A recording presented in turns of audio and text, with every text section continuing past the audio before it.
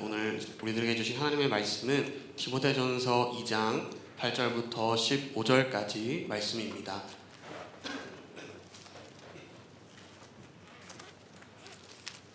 디모데전서 2장 8절부터 15절까지 말씀입니다.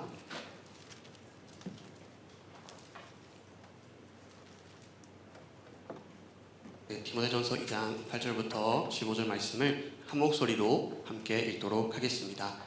그러므로 나는 남자들이 화를 내거나 말다툼을 하는 일이 없이 모든 곳에서 거룩한 손을 들어 기도하기를 바랍니다.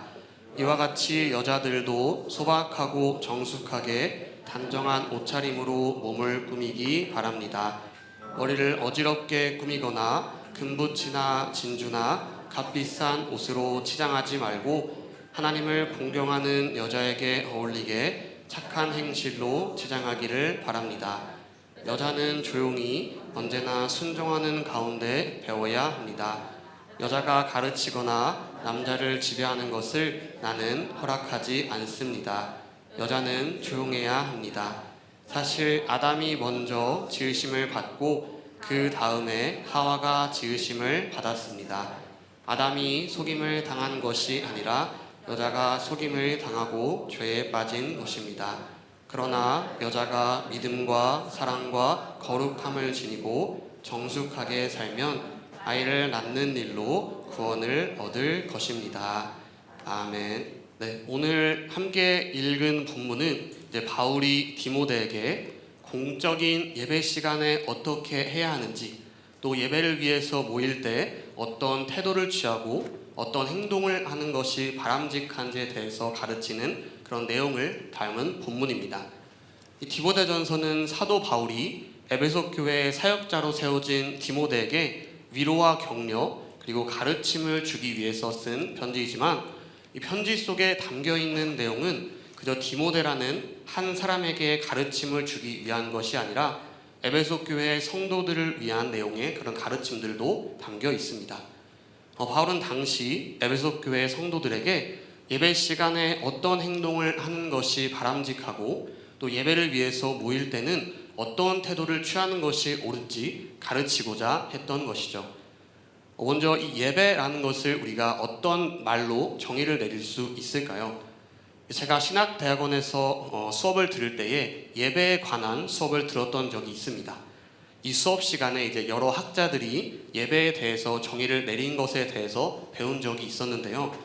그 중에서 제일 제 마음에 와닿았던 정의는, 예배란 우리를 예배의 자리로 초청하신 하나님 앞에서 하나님의 뜻에 부합한 방식으로 드리는 모든 경배 활동이다 라는 정의였습니다. 이 예배라는 것은 내 의지대로 참여하고 또 내가 원하는 방법으로 하나님을 찬양하는 내가 주체가 된 그런 활동이 아니라 하나님께서 나를 부르셨고 또 하나님께서 원하시는 방법으로 하나님을 경배해야 하는 하나님께서 주체가 된 그런 활동이 되어야 한다는 것이죠. 그렇기에 예배의 자리로 나아갈 때에 어떤 마음과 또 어떤 태도를 가지고 가야 하는지, 또 예배를 드리는 그 시간 속에서 어떤 모습과 어떤 행동으로 경배를 드려야 하는지가 굉장히 중요한 것입니다.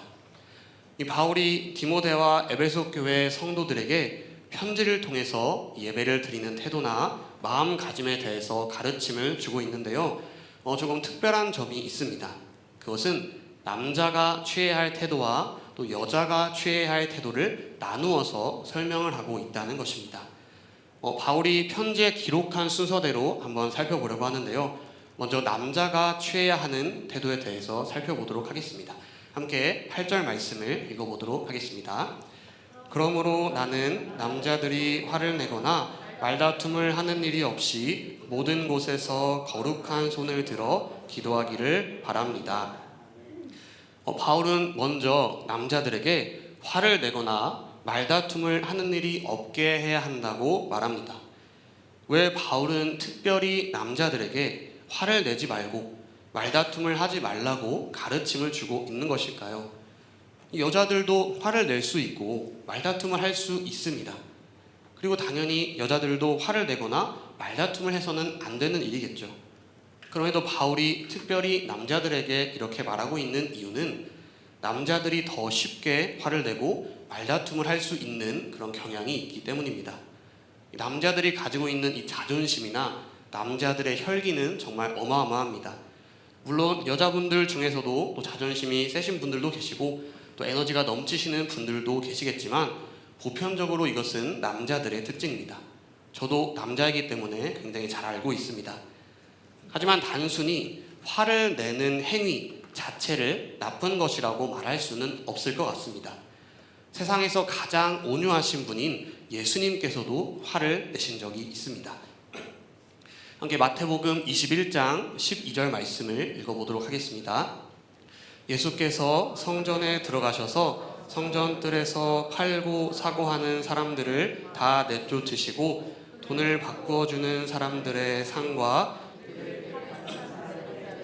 둘러 엎으시고, 예수님께서도 성전에서 장사하는 사람들의 상을 엎으시고 쫓아내시면서 화를 내시는 그런 모습을 보여주셨습니다.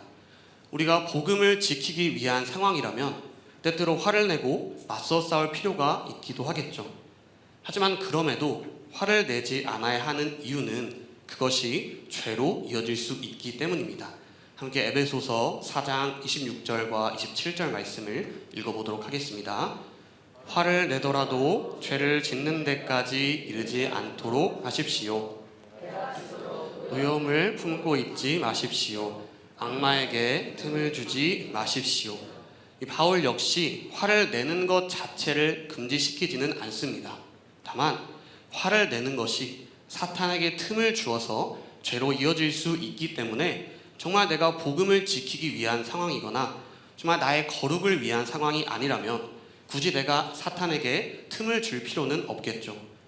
이러한 이유들로 바울은 화를 더 쉽게 낼 수 있는 남자들에게 화를 내지 말고 말다툼을 하지 않는 것이 예배에 관련된 모든 상황에 적합한 것이라고 가르치고 있는 것입니다. 다시 8절 말씀으로 돌아가서 보면 바울은 계속해서 남자들에게 거룩한 손을 들어서 기도할 것을 가르치고 있습니다. 이 구절에서 우리가 주목해야 할 것은 들어라고 하는 부분이 아닙니다. 우리는 단순히 손을 들고 기도하는 그런 기도의 자세보다 앞에 있는 거룩한 손에 주목해야 합니다. 우리가 기도하기 위해서 들어야 하는 우리의 손이 거룩해야 한다고 말하고 있는 것이죠. 이 손이 거룩하다는 것은 무엇을 의미할까요? 이 손은 우리 몸에서 이 팔끝에 달려있는 작은 신체 부위의 하나이지만 모든 행동이 시작될 수 있는 곳이고 또 행동의 주체가 되는 곳입니다. 그렇기 때문에 손이 거룩해야 한다는 것은 우리가 하는 모든 행동들, 또 더 나아가서 우리의 모든 삶이 거룩해야 한다는 것 아니겠습니까? 바울은 남자들에게 예배의 자리로 나올 때에 또 예배를 드리며 기도할 때 거룩한 손을 들고 기도해야 한다고 가르치고 있습니다. 예배의 자리로 나올 때에 또 예배를 드리는 모든 시간 속에서 세상과는 구별된 그런 거룩한 모습, 하나님께서 기뻐하시는 모습, 특별히 남자들이 범하기 쉬운 화를 내거나 말다툼을 하지 않는 그런 거룩한 모습을 가지고 예배를 드려야 한다고 말하고 있는 것이죠. 그렇지만 바울은 이 남자들에게만 예배를 위해 거룩한 삶을 살아라 라고 말하고 있는 것은 아닙니다. 바울은 이어서 여자들에게도 어떤 마음과 어떤 태도를 취해야 하는지를 가르치고 있는데요. 함께 9절과 10절 말씀을 읽어보도록 하겠습니다. 이와 같이 여자들도 소박하고 정숙하게 단정한 옷차림으로 몸을 꾸미기 바랍니다. 머리를 어지럽게 꾸미거나 금붙이나 진주나 값비싼 옷으로 치장하지 말고 하나님을 공경하는 여자에게 어울리게 착한 행실로 치장하기를 바랍니다. 바울은 이와 같이 남자들이 화를 내지 않고 거룩한 삶의 모습으로 예배를 드려야 하는 것과 같이 여자들도 예배를 위해서 마땅히 취해야 할 태도와 마음가짐이 있다고 말하면서 그것을 가르치고 있습니다. 9절을 보시면 바울은 여자들에게는 소박하고 정숙하고 단정한 옷차림으로 몸을 꾸며야 한다라고 말하고 있습니다. 왜 바울은 특별히 여자들에게 옷차림에 대해서 가르치고 있는 것일까요? 남자들은 예배를 드릴 때 옷에 신경 쓰지 않아도 된다는 그런 말일까요? 물론 아닙니다. 남자들 역시 예배에 맞는 그런 옷을 입어야겠죠. 남자들이 더 쉽게 화를 낼 수 있기 때문에 남자들에게 화를 내지 말라고 가르쳤던 것처럼 여자들이 외적으로 보이는 모습에 더 많은 신경을 쓰기 때문에 특별히 여자들에게 옷차림을 강조하는 것입니다. 어떤 옷을 입고 예배를 드려야 하냐면 소박하고 정숙하고 단정한 옷차림으로 예배를 드려야 한다고 말합니다. 그렇다면 어떻게 입는 것이 소박하고 정숙하고 단정하게 입는 것일까요? 바울은 이에 대해 몇 가지 예를 들며 가르침을 주고 있는데요. 9절 중간쯤을 보시면 먼저 머리를 어지럽게 꾸며서는 안 된다고 말하고 있습니다. 이 머리를 어지럽게 꾸민다는 것은 어떻게 꾸미는 것일까요? 개역개정 성경에는 이렇게 기록되어 있는데요. 디모데전서 2장 9절 말씀을 개역개정을 보면 따은 머리라고 기록되어 있습니다. 이 여자분들이 꾸미기 위해서 머리를 따서 묶는 경우를 종종 볼 수 있는데요. 이 예배 시간에는 그러면 머리를 따서는 안 되는 것일까요? 하나님께서는 머리를 따은 모습을 기쁘게 받아주시지 않는 것일까요? 또 다시 9절을 보시면 바울은 금붙이나 진주나 값비싼 옷으로 치장해서도 안 된다고 가르치고 있습니다.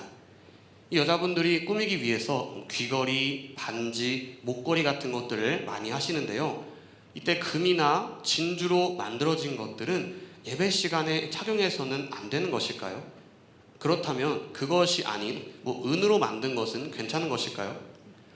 또 그리고 비싼 옷을 입어서는 안 되는 것일까요? 비싸다는 것의 기준은 무엇일까요? 하나님이 어느 정도까지는 괜찮다라고 정해주셨나요? 이 바울의 의도는 문자 그대로 많은 머리 스타일 중에서 따은 머리만 아니면 되고 또 많은 장신구들 중에서 금과 진주만 아니면 된다라고 말하는 것이 아닙니다. 따은 머리, 금붙이, 진주는 과도하게 외적으로 꾸미는 것을 의미합니다. 아마 당시에 꾸미기 위해서 머리를 닦고 금이나 진주로 된 장신구를 많이 사용했던 것 같습니다. 그래서 바울은 여자들에게 예배로 나올 때에 또 예배 시간에 과도하게 외적으로 꾸미는 것이 좋지 않다고 말하고 싶었던 것입니다. 하지만 우리가 꾸미는 것이 잘못된 행위인가요? 하나님께서 나에게 주신 이 좋은 손재주로 머리를 예쁘게 꾸미고 또 나에게 주신 물질적인 복으로 하나님께 영광을 돌리기 위해서 내가 가진 가장 좋은 것들로 꾸미고 하나님께 예배하러 가는데 그것이 문제가 될 수 있냐라고 누군가는 반박할 수도 있을 것 같습니다. 물론 정말 순수하게 하나님께 예배드리고 싶은 마음으로 그렇게 하는 것이라면 누가 뭐라고 할 수 있겠습니까? 하지만 화를 내는 것이 죄로 이어질 수 있는 것처럼 이건 역시 죄로 이어질 수 있습니다. 함께 고린도전서 10장 23절과 24절 말씀을 읽도록 하겠습니다. 모든 것이 다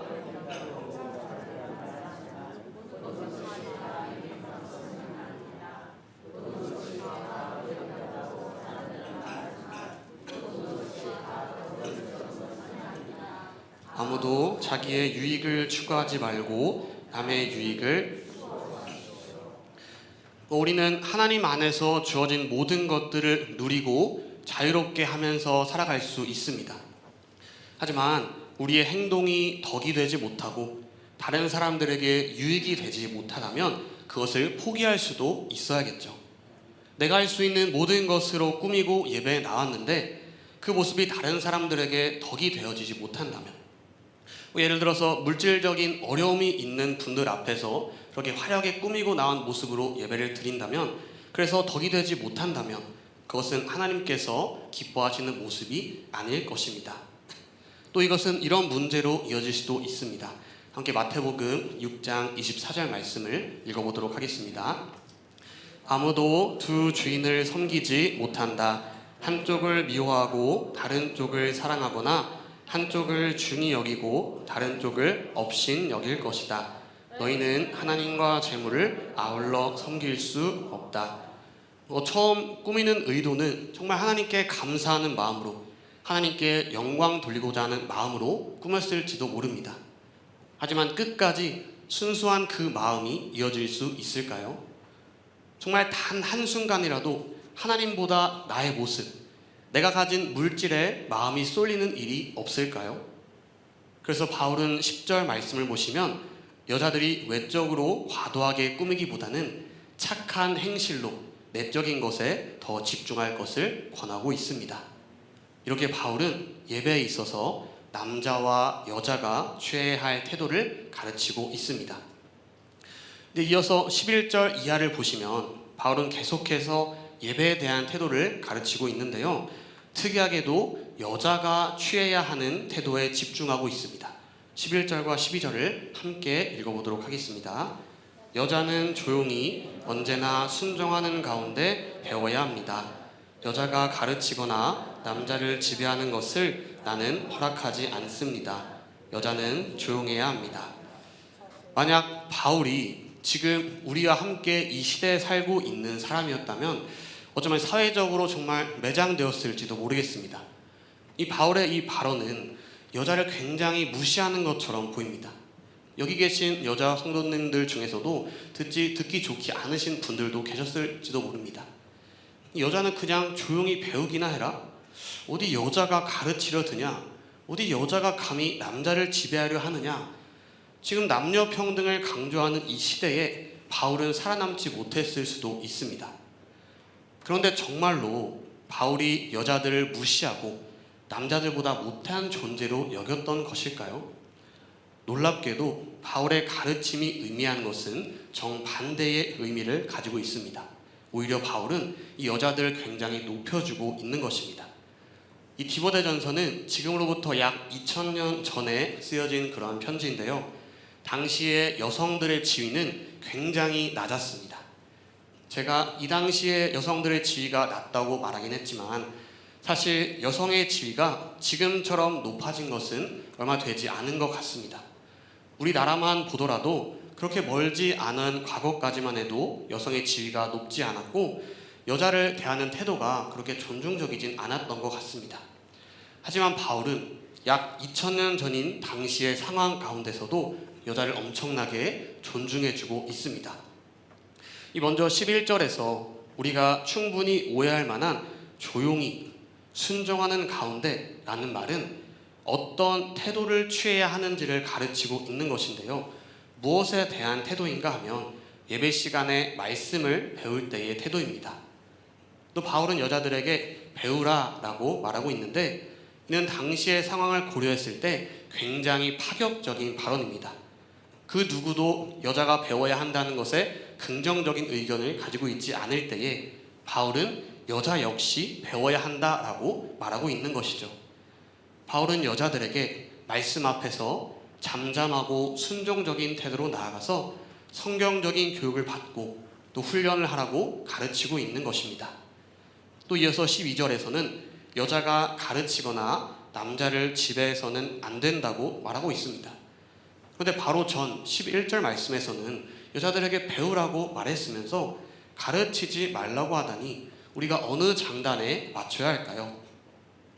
이 여자에게 가르치지 말고 남자를 지배하지 말라고 하는 것은 예배를 드리기 위해서 모인 그 회중 안에서 가르치는 것과 권위를 행사하는 일을 허락하지 않는다는 뜻입니다. 마치 여자가 부당한 대우를 받는 것처럼 느껴질 수도 있습니다. 하지만 이 안에는 하나님의 창조 원리가 숨어져 있습니다. 바울은 하나님께서 처음 지으신 사람인 아담과 하와를 통해서 그 뜻을 설명하고 있는데요. 함께 13절과 14절 말씀을 읽어보도록 하겠습니다. 사실 아담이 먼저 지으심을 받고 그 다음에 하와가 지으심을 받았습니다. 아담이 속임을 당한 것이 아니라 여자가 속임을 당하고 죄에 빠진 것입니다. 하나님께서 이 사람을 지으실 때 아담, 남자를 먼저 만드셨습니다. 그리고 아담이 혼자 있는 것이 보기 좋지 않으셨기 때문에 아담의 갈비뼈를 취해서 하와, 여자를 만드셨습니다. 하나님은 남자와 여자 모두를 통하여서 이 땅에 하나님의 나라를 세우는 일을 이뤄가실 계획을 세우시고 또 지금도 계속해서 이뤄가고 계십니다.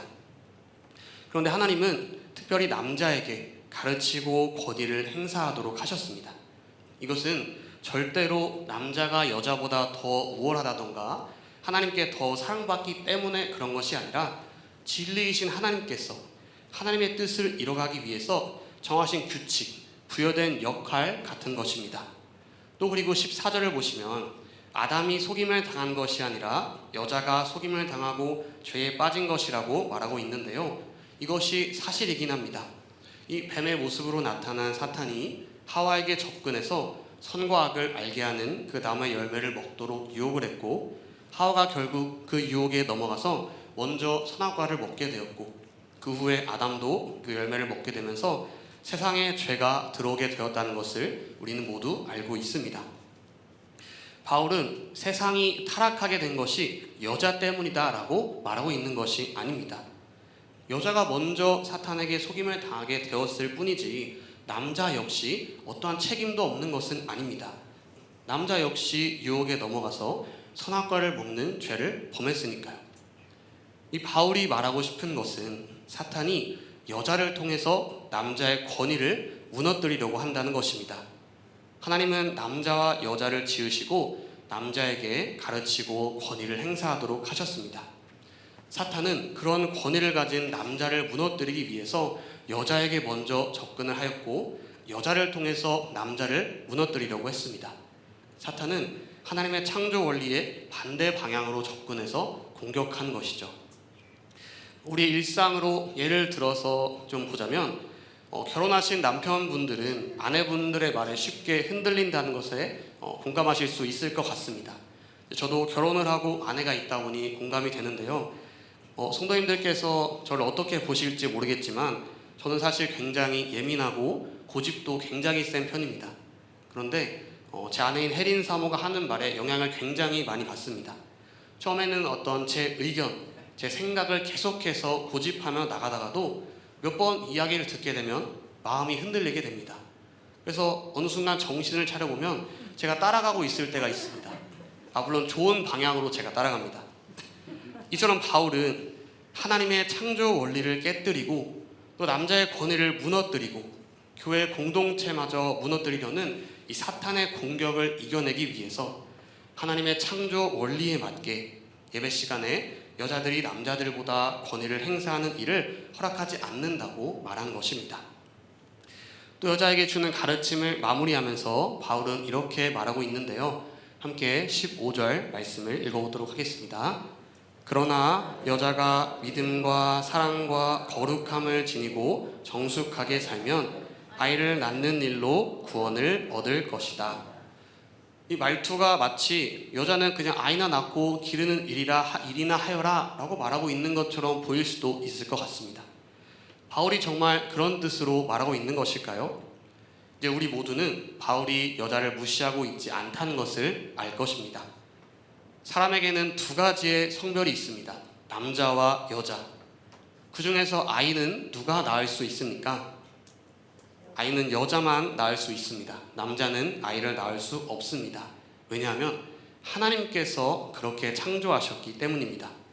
하나님께서는 오직 여자만이 아이를 낳을 수 있도록 그렇게 정해 놓으셨습니다. 여기서 바울이 말하는 아이를 낳는 일은 오직 여자만이 할 수 있는 일을 대표해서 말하는 것이고, 그래서 아이를 낳는 일로 구원을 얻을 것이다 라고 말하는 것은 오직 여자들만이 할 수 있는 일을 통해서 구원에 이르러라 라고 말하는 것입니다. 믿음과 사랑과 거룩함을 지니고 하나님의 창조 원리에 맞게 하나님께서 기뻐하시는 일들을 통하여서 구원을 이루어가라고 바울은 가르치고 있는 것입니다. 이 창조 원리에 맞게 여자로서 하나님을 공경하고 예배하는 일에는 어떤 일들이 있을까요? 대표적으로 이런 일이 있을 것 같습니다. 함께 에베소서 5장 23절과 24절 말씀을 읽어보도록 하겠습니다.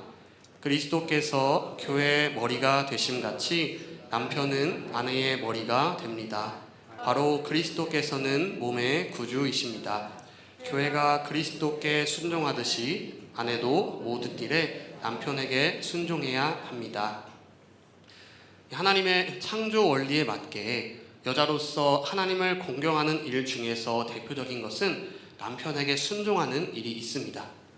교회가 그리스도께 순종하듯이 남편에게 순종하는 것, 또 뿐만 아니라 어머니로서 아이를 낳고 하나님의 자녀로 잘 기르는 것, 또 가정의 평화를 위해서 가정을 잘 돌보는 일과 같은 일들을 창조 원리에 맞게 하나님을 공경하고 예배하는 일이라고 할 수 있습니다. 그런데 여자들만 이렇게 해야 합니까? 아닙니다. 남자들 역시 창조 원리에 맞는 방법으로 하나님을 공경하고 예배할 수 있어야 합니다. 에베소서 5장 25절 말씀을 함께 읽어보겠습니다. 남편된 이 여러분, 아내를 사랑하기를 그리스도께서 교회를 사랑하셔서 교회를 위하여 자신을 내주심같이 하십시오. 이 남자는 남편으로서 예수님이 교회를 위해서 자신의 목숨을 내어주신 것처럼 그렇게 아내를 사랑해야 합니다. 또 그리고 가정의 영적 제사장으로서 가정을 잘 이끌어갈 수 있어야 하고, 또 가정을 책임지고 돌보는 일을 다 하는 것이 창조 원리에 맞게 하나님을 공경하고 예배하는 것입니다. 오늘 말씀에서 바울이 디모데와 에베소 교회 성도들에게 창조 원리에 맞게 공적인 예배에서 취해야 할 행동을 가르쳐주고 있습니다. 남자는 쉽게 화를 내는 일로 죄를 지을 수 있기 때문에 화를 내지 말고 교회에 대해서 가르치고 올바른 권위를 바르게 행사하고, 또 영적 제사장으로서의 역할을 다하고 아내에게 자신의 몸을 내어주듯이 사랑으로 대해야 합니다. 또 여자는 과도하게 외적으로 꾸미는 일로 인해서 죄를 짓지 않도록 착한 행실로 하나님을 공경하고 성경을 배우고 훈련받는 일에 힘쓰고 남자의 권위를 인정해주고 순종하며 가정을 돌보는 일에 힘쓸 수 있어야 합니다. 그런데 이런 것들이 공적인 예배 시간에만 해당되는 모습일까요? 우리가 함께 모여서 예배를 드릴 때에만 화를 내지 않고 예배 시간 동안에만 아내를 사랑하는 모습을 보여주면 되는 것일까요? 우리가 예배 시간에만 옷차림에 신경 쓰고 그 시간에만 가정을 돌보고 사랑하면 될까요? 로마서 12장 1절 말씀을 보시면 우리의 몸을 하나님께서 기뻐하실 거룩한 산 제물로 드리는 것이 우리가 합당한 예배라고 말하고 있습니다.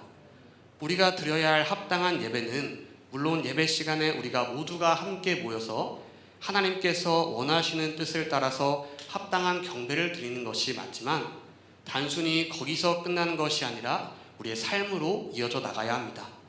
우리는 우리의 삶을 통해서 하나님을 예배하는 삶의 예배를 드려야 하는 것입니다. 그렇다면 하나님께서 원하시는 그 예배의 모습, 창조 원리에 맞는 예배의 모습이 공적 예배에서 우리의 삶의 예배로까지 이어져야 하는데, 그렇게 되기 위해서 우리는 어떻게 해야 하는 것일까요? 매일 성경을 읽고 기도를 하며 훈련하는 것, 물론 중요합니다. 당연히 해야 하는 일입니다. 이 주일 예배 시간에 빠지지 않는 것, 이것도 당연한 일입니다. 삶 공부를 듣는 것, 이것도 너무나 중요한 일이죠. 우리 가을에 새로운 삶이 열리니까 모든 분들이 들으셨으면 좋겠습니다. 우리 삶에서 창조 원리에 맞는 모습으로 하나님께 예배를 드리기 위해서 제가 권해드리는 방법은 이것입니다. 우리 함께 8절 말씀을 다시 한번 읽어보도록 하겠습니다. 그러므로 나는 남자들이 화를 내거나 말다툼을 하는 일이 없이 모든 곳에서 거룩한 손을 들어 기도하기를 바랍니다. 중간쯤에 보시면 바울은 모든 곳에서 기도하길 바랍니다 라고 말하고 있는데요, 이 말씀을 개역개정 성경 말씀으로 보면 이 모든 곳을 이라는 것을 각처라고 번역하고 있습니다. 각처가 어디를 의미하는 것일까요? 이 초대교회에서는 어디에서 모여서 예배를 드렸습니까? 집에서, 각자의 집에 모여서 예배를 드렸습니다. 각자의 집에 모여서 빵을 떼며 기쁨으로 나누고, 또 사도들의 가르침에 몰두하고 서로 사귀는 일에 힘을 쓰고 또 기도에 힘을 썼습니다. 이것이 무엇입니까? 바로 목장입니다. 우리가 매주마다 모이는 목장 역시 공적 예배의 현장입니다. 그렇기에 목장 모임에서도 창조 원리에 맞는 모습으로 우리가 예배를 드릴 수 있어야 합니다. 그리고 목장은 이것을 배울 수 있는 현장입니다. 목자, 목녀님들의 섬김의 모습을 통해서 하나님께서 남자 여자로 창조하신 그 원리를 깨닫고 또 하나님을 공경하는 방법을 깨달을 수 있는 중요한 현장입니다. 그리고 목장에서의 배움을 통해서 우리의 삶의 예배로 이어질 수 있는 것이고, 그래서 삶에서 하나님의 사역자로 살아갈 수 있게 되는 것입니다. 하나님은 창조 원리에 따라서 남자와 여자를 지으셨습니다. 창조 원리에 따라서 남자와 여자에 맞게 하나님을 예배할 수 있는 방법을 가르쳐 주셨습니다. 그렇기에 우리는 그 원리에 따라서 하나님을 예배할 수 있어야 합니다. 그렇기에 우리는 더더욱 목장으로 나아가야 합니다. 요즘 날이 많이 더워진 것 같습니다. 지치고 힘들고 짜증이 많이 나는 그런 계절이 점점점 다가오고 있습니다. 우리 마음이 흔들리고 나태해지기 정말 쉬운 때인 것 같습니다. 이럴 때일수록 하나님을 예배하는 일에 우리가 힘써야 하지 않겠습니까? 우리 모든 성도님들이 목장에서 모이는 일에 힘쓸 수 있기를 소망합니다. 그래서 하나님의 창조 원리대로 예배를 드리는 법을 배우고, 창조 원리대로 예배를 드리고, 또 우리의 삶의 예배로 이어지면서 하나님께서 부르신 사역자로서의 삶을 우리 모두가 온전히 살아낼 수 있게 되기를 주님의 이름으로 축복합니다.